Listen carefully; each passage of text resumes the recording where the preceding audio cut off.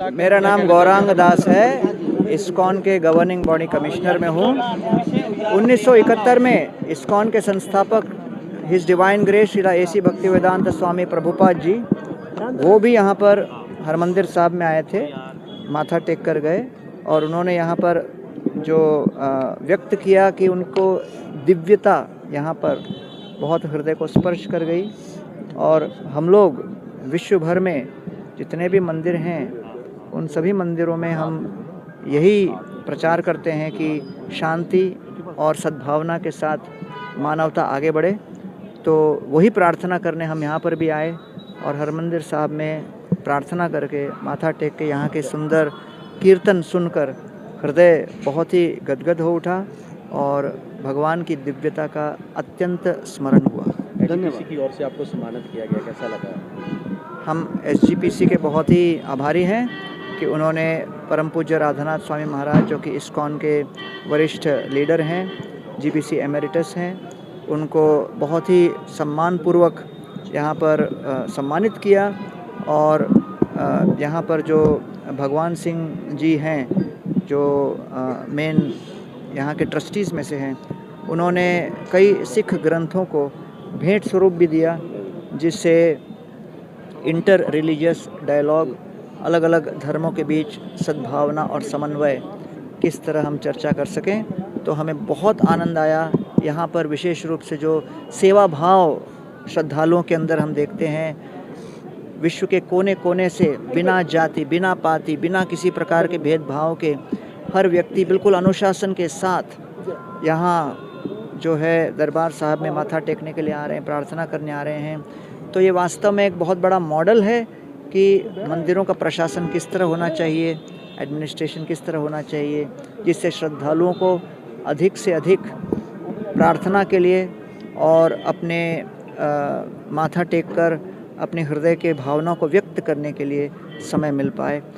पर्यावरण के दृष्टिकोण से मैं जब देखता हूँ तो किसी भी जल के जलाशय को पर्यावरण के दृष्टिकोण से सुरक्षित रखना आसान नहीं है।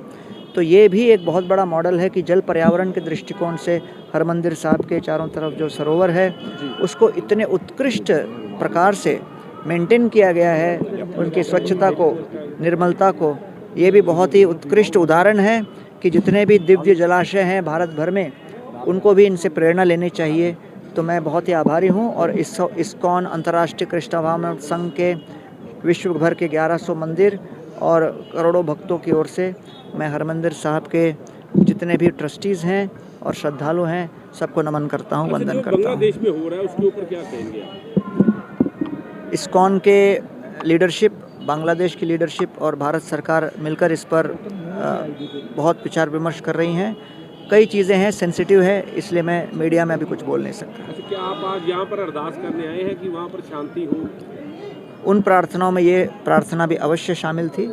और वैसे आज शाम को संध्याकालीन परम पूज्य राधानाथ स्वामी का यहाँ पर सत्संग कार्यक्रम है मकबूल रोड में, और उस सत्संग कार्यक्रम के सिलसिले में हम लोग यहाँ पर। यहाँ पर जो असीम शांति मिलती है, इस तरह का भाव कहीं पर देखने को मिलता है? देखिए, हरमंदिर साहब के अंदर लगभग 500 साल से जो सेवा पूजा चल रही है और श्रद्धालुगण आ रहे हैं विश्व के कोने कोने से, जो यहाँ पर सेवा भाव देखा जा रहा है, ये वास्तव में बहुत अद्भुत है।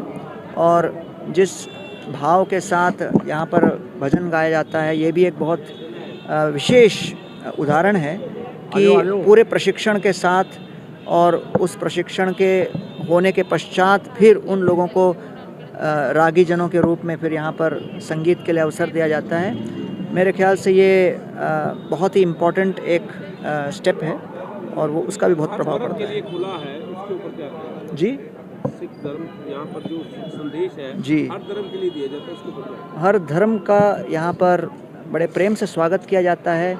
सर्वधर्म सम्मान की जो भावना है, ये सिख धर्म में बहुत ही उत्कृष्ट रूप से प्रकट होता है।